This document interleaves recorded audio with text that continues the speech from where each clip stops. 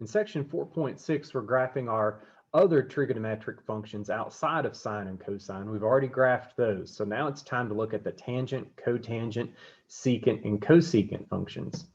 So in this section, of course, like I said, we'll be graphing the tangent, cotangent, cosecant, and secant, but also several variations of those, like if we have amplitude changes, phase shifts, multiplying the variable by x, causing it to have more frequencies within a period. All of those different transformations we need to be able to attack. So first of all, looking at the tangent function.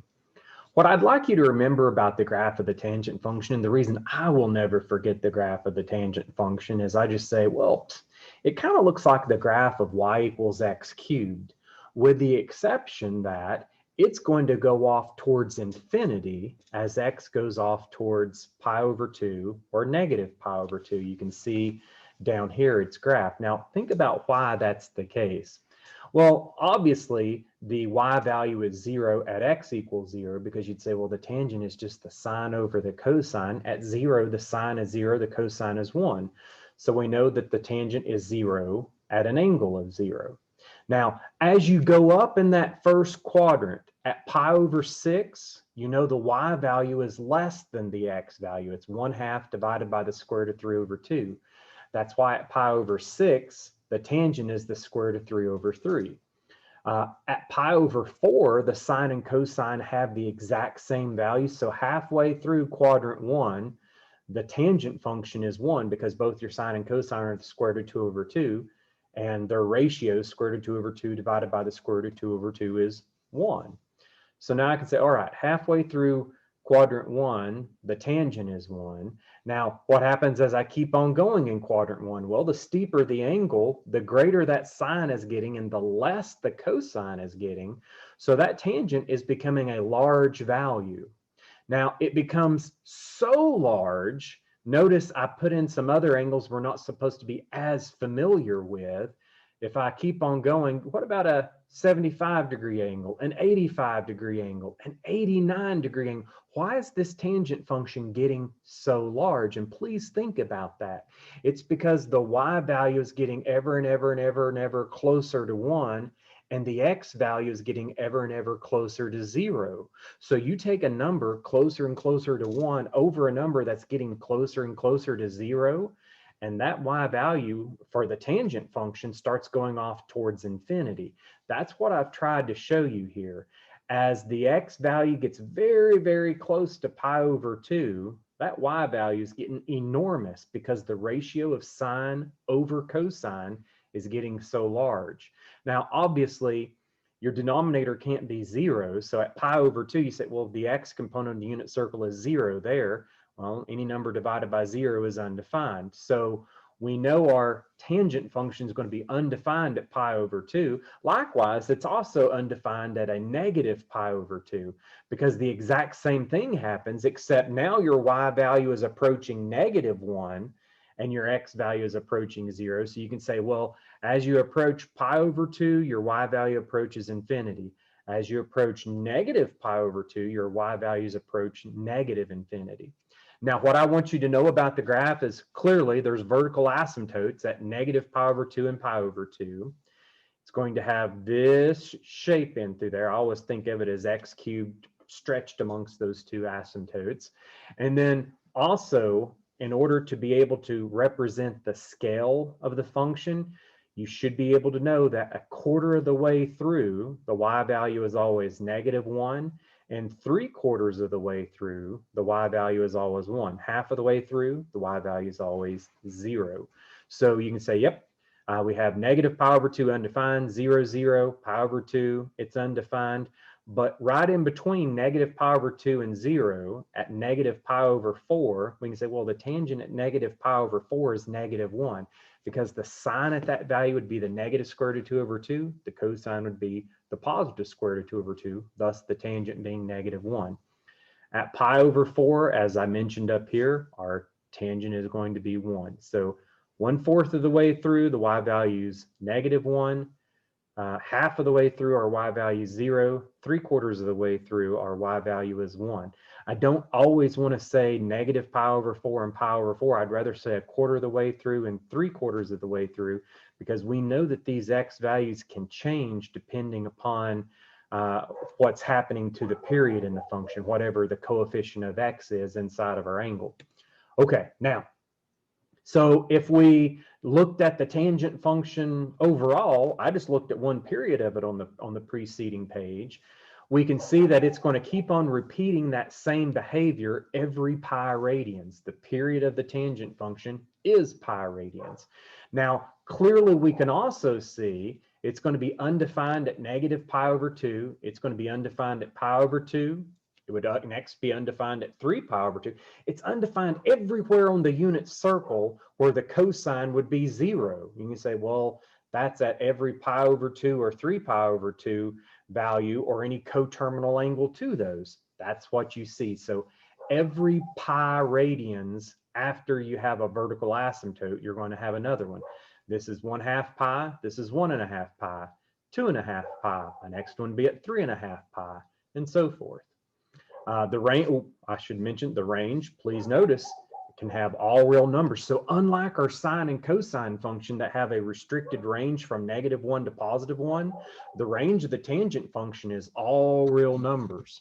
Now, as we look on our next page here, and I say, well, please notice that, yes, there's vertical asymptotes at odd multiples of pi over 2. That's like I was saying, every pi radians. The x-intercept is always going to occur right in between each of those vertical asymptotes. So I have a vertical asymptote at negative pi over 2, a vertical asymptote at pi over 2. Well, I have an x-intercept at 0. I know my next x-intercept will be pi radians away from that, because again, the period is pi units. So I can say, so my x-intercepts are going to be at 0, pi, 2 pi. I'd have another one at 3 pi, have another one at negative pi, -2 pi, so forth. And then the points that are 1/4 of the way through and 3/4 of the way through always have values of -1 and 1. That's what I was trying to show you on the preceding page right here. 1/4 of the way through a period, I have a value of -1. 3/4 of the way through a period, I have a y value of +1. Same thing in the next period. 1/4 of the way through, it's -1. 3/4 of the way through, it's +1. Now, I can use these ideas in order to graph a tangent function. What I would like you to do as you're trying to graph these is please remember, you have vertical asymptotes at negative pi over 2 and pi over 2. So whatever angle I give you, just state that angle needs to be between negative pi over 2 and pi over 2, solve for x, and that's going to give you the x values that cause vertical asymptotes in the specific function you're looking at. So then I can say, well, okay, once I get those equations of the vertical asymptotes by solving those out, I know that right in between those two vertical asymptotes, I'll have my x-intercept where the tangent function is equal to 0. And then I know the 4th way through, the y value is going to be -1, and 3/4 of the way through, the y value is going to be +1. So now I should be able to use those steps, and you can, like I say down here in step 4, you can keep on using those steps over and over again to graph as many periods as you need. Hopefully you'll only need one period. After that, it just gets redundant. Now, for example, this shows you a very good idea of what I'm wanting you to do each time. We state, since the main tangent function has vertical asymptotes at negative pi over 2 and pi over 2, you're going to set the angle of whatever tangent function you have equal to negative pi over 2 and pi over 2. Those will be the equations of your vertical asymptotes. Your x-intercept is going to be the x value right in between those. And then the 1/4 point, that's halfway between your left-hand vertical asymptote and your midpoint here, will have a y value of -1. The point 3/4 of the way through will have a y value of +1. Now, let's go ahead and look at that for y is equal to 3 tangent 2x. Now, I'm asking you to graph it from negative pi over 4 to 3 pi over 4. I'm really not worried about that yet. I'm just saying, let's go ahead and graph out one period of this function. So I know that I'm stretching the tangent function by a factor of 3. So instead of those points a quarter of the way through and 3/4 of the way through having values of -1 and +1, they're going to have values of -3 and 3 because they're being stretched out. But the first thing I'll do before I even worry about that is worry about where my vertical asymptotes are. So in general, I always take whatever my angle is, put it between -pi/2 and pi/2. We know our angle in this case is 2x. So I say, well, 2x has to be greater than -pi/2, but less than +pi/2. We divide by 2. You say, well, x is going to be between -pi/4 and pi/4. Now, automatically, I know, oh, well, then my x-intercept is right in between at 0. My point a quarter of the way through is going to be at -pi/8. My point 3/4 of the way through is going to be at pi/8. At -pi/8, the y value is going to be -3. At +pi/8, the y value is going to be +3. I could go ahead and graph in one period of the function just from that knowledge right there. Gorgeous. Now, what I was saying there is that you have to take the x value, that's the midpoint between -pi/4 and pi/4. We know that's the location of our vertical asymptotes. The x-intercept's always right in between. So I know that the graph is going to cross the x-axis at 0, 0. Now I go through and I can say, well, I know that it's going to be, but I'm just showing you that you can solve it if you want. You can say, well, we need to find out when the function is at -3 and when the function is at 3. Now you can physically solve that out if you like, but what I would like you to keep in mind here is we already knew the answer. When is the y value going to be -3? A quarter of the way through your period, which a quarter of the way through, we know half of the way through goes from -pi/4 to 0. Take the midpoint of that region, you got -pi/8. I knew at -pi/8, my y value was -3. And then the 3/4 of the way through, between 0 and pi/4, you'd have the x component pi/8. Well, I know at pi/8, my y value is going to be 3. And again, if you wanted to show that in a formula, all you have to do is set 3 equal to this function. You're going to say, well, that's when 1 is equal to the tangent of 2x. Then we know that we can go ahead and just say, we'll take the inverse tangent of both sides. The inverse tangent of 1 is pi/4. So this is going to give me 2x equals pi/4. X equals pi/8. Now, regardless how you do it, I would rather you just understand, hey, he's just taking each of the normal values and cutting them in half, because this function cut all of the x values in half to get those two values, x equals -pi/8 and pi/8. Now, when I go into my graph here, I can say it has vertical asymptotes at -pi/4 and pi/4. It has an x-intercept at 0. I really wish I would have plotted the point at -pi/8. The y value is going to be -3. At +pi/8, the y value is going to be +3. And then if this wanted me to keep on going up to 3pi/4, you just say, well, that's just one more period, since the period length in this case is pi/2 units. From pi/4 plus another pi/2, it takes me up to 3pi/4. You have one more period of this tangent of 2x function. Now, our cotangent function. Cotangent, some people mistakenly think, oh, it's just the negative of the tangent function. Please don't make that mistake. It's not. Yes, it does go in the opposite direction. It starts high and ends low, but it doesn't even have the same vertical asymptotes. And we know that because cotangent is cosine divided by sine. So it's going to have vertical asymptotes whenever the sine is equal to 0. And you say, well, the sine is equal to 0 at 0, at pi, at 2 pi, at 3 pi, at every other coterminal angle to any of those values. So you see also -pi over here. So at any place on the unit circle that has a y component of 0. And now we can say, well, all right, it's looking like we're going to have those vertical asymptotes. It's always going to start off going up, end going down. At the midpoint between each of those vertical asymptotes, so at pi/2, 3pi/2, -pi/2, and you might just think of that as, well, wherever the y value on the unit circle is going to be 1, you're going to have an x-intercept for our cotangent function. So I can say, okay, x-intercepts at the midpoint of each of those. And then if you take the half distance to there, or as I like to say, the quarter point, 1/4 of the way through, your cotangent function is always going to be 1. 3/4 of the way through any period, your cotangent function is always going to be -1. And again, that's unless it's being stretched out by some amplitude change. Now, the things I was saying on that past page, you have vertical asymptotes in all multiples of pi.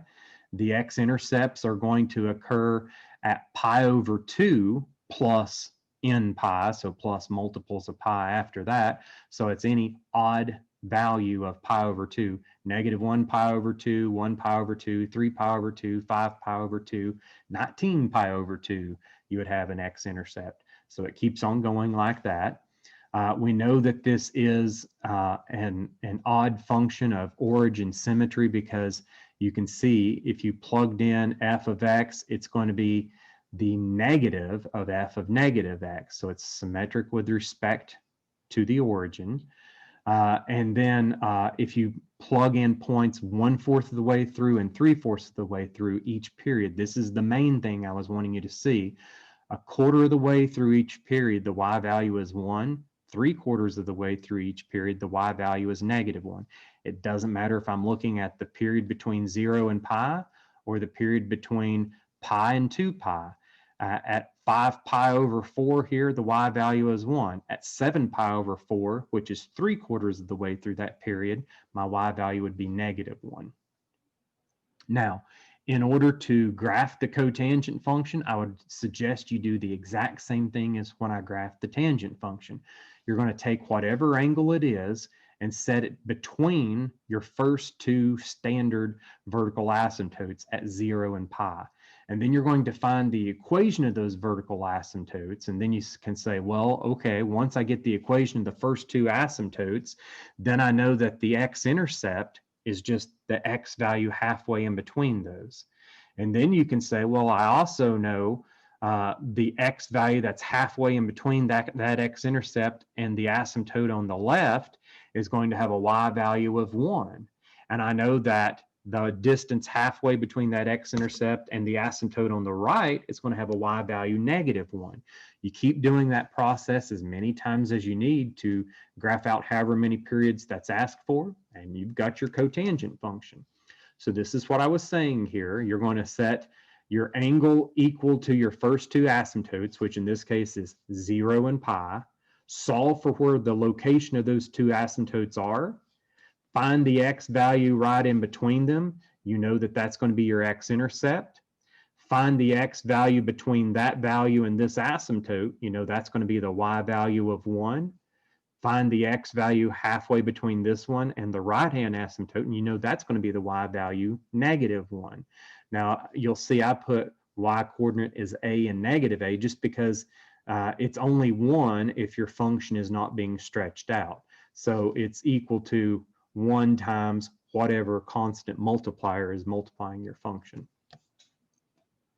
Now, let's say we're looking at the graph of 1/2 cotangent of pi/2x. So I can say, well, clearly the values that were 1 in my last example where I was just saying, well, the y value would be 1 and -1. Now it's just going to go up to 1/2 and down to -1/2. It's kind of hard to show the scaling of the cotangent and tangent function because they go off to infinity and go down to -infinity. But we can still show at those values that are supposed to be 1 and -1 normally that they're being kind of smashed in towards the x-axis, and they're just going to be at 1/2 and -1/2. Now, before I even get to that, I need to be thinking about where my asymptotes are.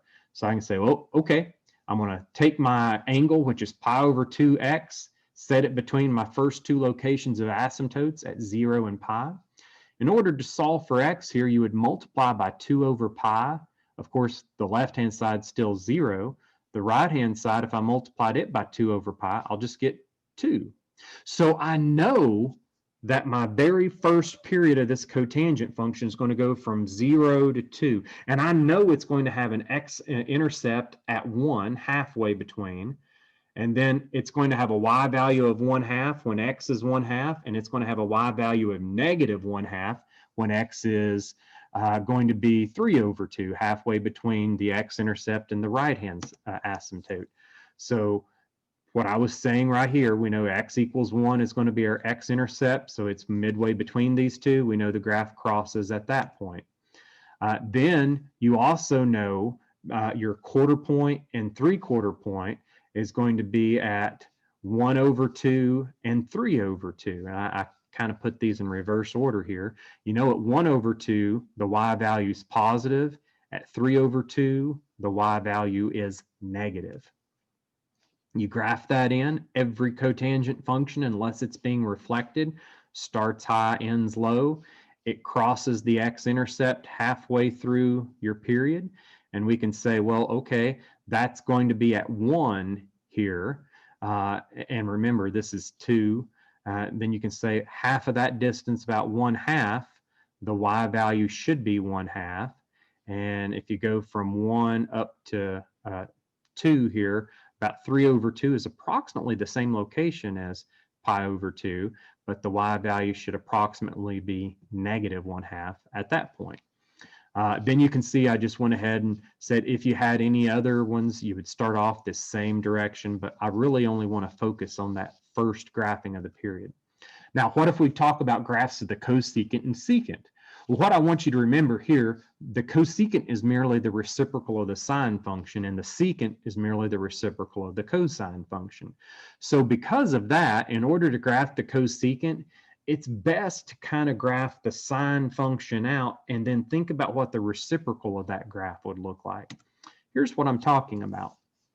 If I were graphing out the sine function, that's this dashed function here, we already know the sine of 0 is 0, sine of pi/2 is 1, sine of pi is 0, sine of 3pi/2 is -1, and the sine of 2pi goes back to 0. So sine is that oscillating sinusoidal function going back and forth forever and ever and ever. Now, the reciprocal of that, which is the cosecant, you can say, well, then wherever the sine is equal to 0, the cosecant function has vertical asymptotes. So just like the cotangent function, you can say, well, this function is going to have vertical asymptotes at 0, at pi, at 2pi, at -pi, and at -2pi. But unlike the cotangent function, it's not just going to go down in each of these periods and complete its cycle. Through each one of these asymptotes, it's only half of its period. And now you can see that because in this first region where I have my two asymptotes, as the sine goes down and gets close to 0, you say, well, what's the reciprocal of a number that's getting close to 0? You'd say a number that's getting close to positive infinity. So your cosecant function is going to go off towards positive infinity in both directions, as sine is always positive in this region. But then between pi and 2pi, where your sine function is always negative, you can say, well, what's the reciprocal of a number approaching 0 that's negative? So I would think of this as like, what's the reciprocal of -0.00001? And you say, well, that would be -10,000 right there. So I could say, well, that's going to go off towards negative infinity as x approaches either one of your asymptotes. Now, all of this from 0 to 2pi is the entirety of one period of the cosecant function. So just like the sine function that has a period from 0 to 2pi length, same thing for the period of the cosecant function. You can say it also has a period from 0 to 2pi with the undefined values at every multiple of pi. But you can see what happens from -2pi to 0, same thing as what happens from 0 to 2pi. Now, whenever we look at the real numbers in this, just like the sine function can only be a number between -1 and 1 inclusive, it's important for you to understand the cosecant function. It can also be -1, and it is -1 at the values where the sine is 1 or -1. So the sine of pi/2 is 1. Well, the cosecant of pi/2 is also 1. But then it can never be a number less than 1, because as the sine turns into a fraction less than 1, the cosecant turns into a number greater than 1.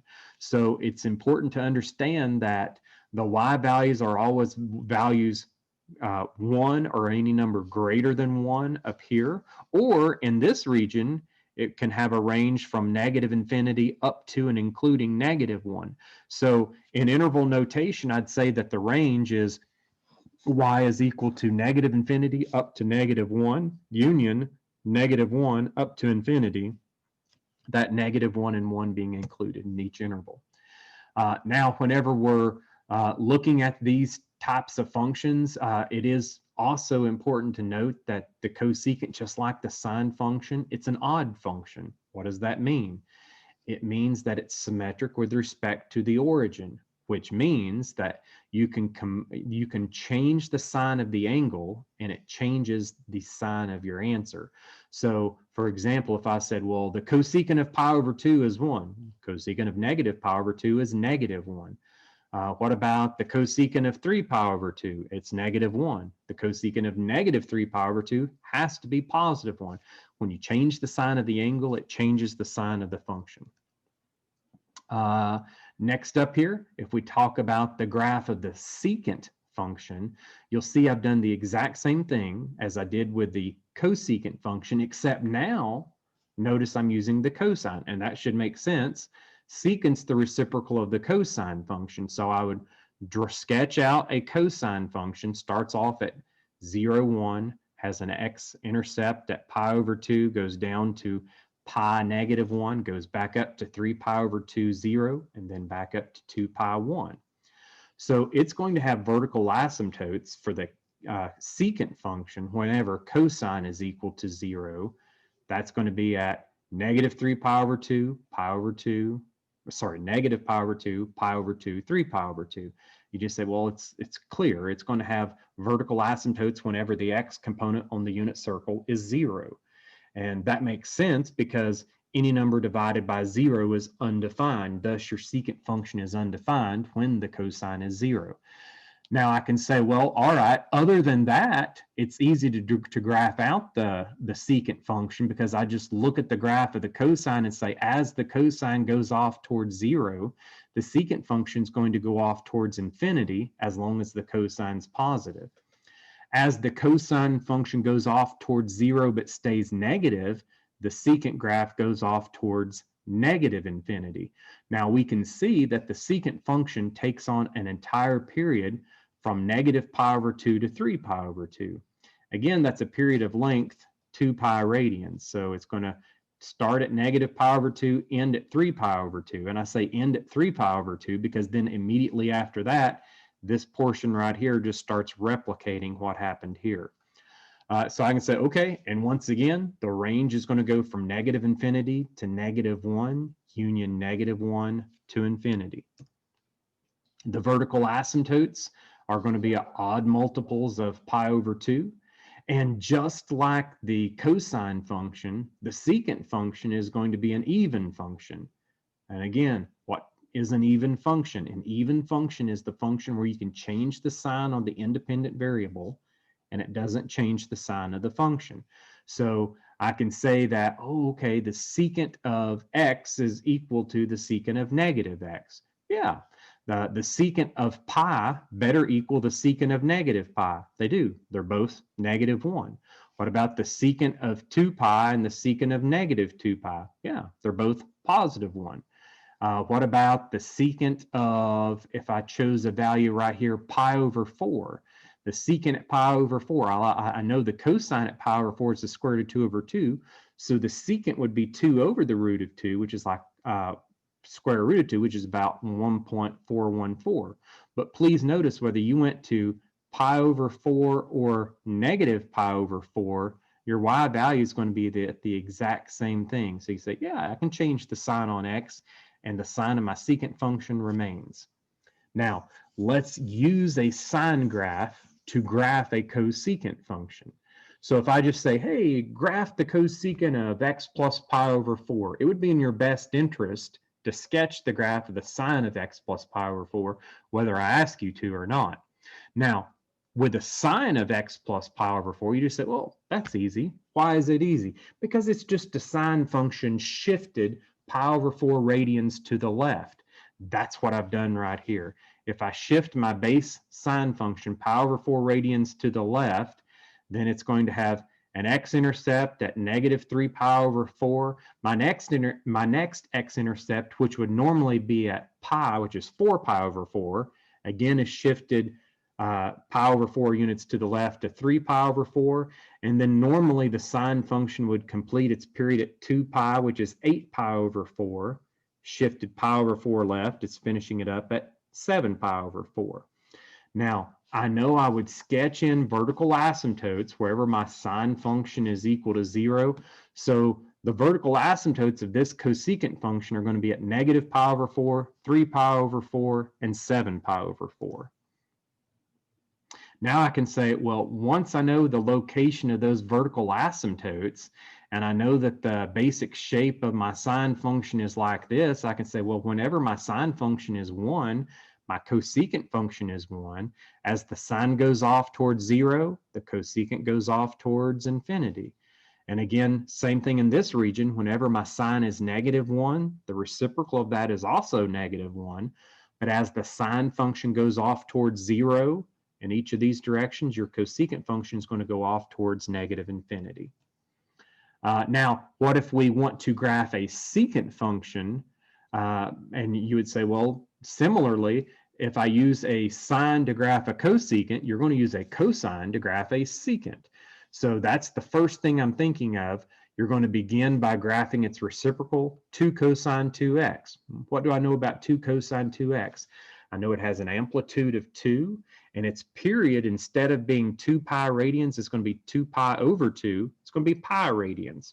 So now I would use those 4 quarter points to find the 5 critical points. You've got your beginning and ending, and then the 3 points in between. So those 3 key points are going to be at 0. A quarter of the way through is pi over 4, half of the way through pi over 2, 3/4 of the way through 3 pi over 4, and then your 5th and final point, pi. So again, sometimes students are confused. They're like, I thought you're splitting it up, the cosine function into fourths. Why are you getting 5 points? Because you got the beginning and ending, but you got 4 regions: first region, second region, third region, fourth region.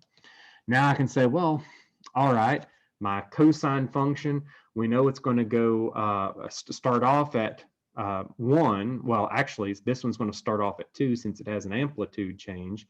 By the time it gets to pi over 2, it's going to be at 0. Then by the time it gets to 3 pi over 2, it would normally be down to negative 2. But in this case, this one's being horizontally shrunk in. So instead of pi over 2 and pi, my next critical point is pi over 4. So I can say, all right, this cosine function is going to have this starting point 0, 2. My next important point, a fourth of the way through, is going to have an x-intercept. My next important point, another fourth of the way through, is going to have the minimum y value, which is negative 2. My next important point, which would be 3 pi over 2 on my normal cosine graph, this cosine graph is being compressed by a factor of 2. That's why it's 3 pi over 4. It's going to be at 0. And then your last, and we know that our cosine function always ends up going back up to where it started. And in this case, it's finishing its period at pi radians, has to go back up to a y value of 2. So I would say, okay, here's my cosine function in there. What do I need to know in order to graph out my secant function? Well, I know that whenever the cosine function is 0, which in this case is going to be at pi over 4 and 3 pi over 4, my secant function is going to have vertical asymptotes. I know that whenever my cosine function is going to have a maximum value, the secant function is going to have a minimum. So that secant function is also going to be 2 at this point, and then it's going to go up to infinity. It's also going to be negative 2 at this point and go down towards negative infinity. It's going to be 2 at this point and go up towards infinity. You'll see that here on my next graph. The secant is merely just the reciprocal of the cosine. So we can say, well, all right, wherever the cosine hits a maximum, the secant is going to contain that exact same value. And then it's going to go up towards infinity. Now, please don't make a mistake and think, well, wait a minute, if the cosine function is 2, isn't the reciprocal of that 1/2? What it is that amplitude is the very last thing considered. So you'd say, yes, but the cosine of 2x would have a y value of 1 here. The secant of 2x would also have a y value of 1. Then and only then are we multiplying that y value by 2. So it turns out pretty convenient that you can just say, oh, wherever the cosine function has a maximum, your secant function is going to have a minimum, and then approach the asymptotes. Wherever your cosine function has a minimum, your secant is going to have a maximum, and then it's going to go off towards negative infinity as it approaches those asymptotes. Pretty straightforward to graph in. Now, the functions you need to keep in mind, and I definitely want you to have a good working knowledge of these basic graphs. So should you know the basic graph of the sine function? Absolutely. You need to know that the sine function starts off at 0, 0. It completes its period by the time you get to 2 pi 0. And it looks like this. It has a range from -1 to 1. The cosine function starts off at 0, 1, goes down pi over 2, 0, pi -1, 3 pi over 2, 0, then back up to 2 pi 1, completes its period in 2 pi radians. When we look at the tangent function like we have done today, I just want you to remember that the basic first period of the tangent function is between -pi over 2 and pi over 2. It's going to approach negative infinity as x approaches -pi over 2 on the right-hand side. It's going to approach positive infinity as x approaches positive pi over 2 from the left. It has an x-intercept at 0, and at -pi over 4, my y value would be -1. At positive pi over 4, my y value would be +1. And then it just repeats that pattern forever and ever. For the cotangent graph, you're supposed to remember it has vertical asymptotes at any constant multiple of pi, so 0, pi, 2 pi, 3 pi, and it starts high, ends low. So as x approaches 0, you're going to have an asymptote, and the y value will be approaching positive infinity. As we come down and start approaching pi from the left, your function's going off towards negative infinity. Halfway through at pi over 2, you're going to have a y value of 0. If you take half of that, at pi over 4, your y value would be 1. Your 3/4 point at 3 pi over 4, your y value would be -1. Now for our last functions, when we graph our cosecant, you can just say, well, the cosecant's easily graphed if you just think of the sine function in here. Wherever the sine function is equal to 0, your cosecant's going to have vertical asymptotes. Wherever the sine function has a maximum, your cosecant's going to have a minimum, and then go off towards positive infinity. Wherever your sine function has a minimum, your cosecant's going to have a maximum, and then again, go off towards negative infinity in that case. And then finally, the last graph we looked at was the secant. You can just say, well, okay, once again, if you can graph out the graph of the cosine function in here and think about what the cosine function would look like, you could say, well, wherever the cosine function has a maximum, like at 0, 1, your secant function is going to have a minimum, and then it's going to approach infinity as it approaches those asymptotes. Then whenever the cosine function has a minimum, as in pi, -1, the secant function has a maximum. And then as the cosine function goes off towards 0 in that region, we know that the secant function is going to go off towards negative infinity, and it continues that pattern forever and ever. All right, guys, that's going to finish it for this section 4.6. Please do try the homework in this section and compare your answers against what I did out of the book homework. Let me know if you have any questions. I'll be glad to help.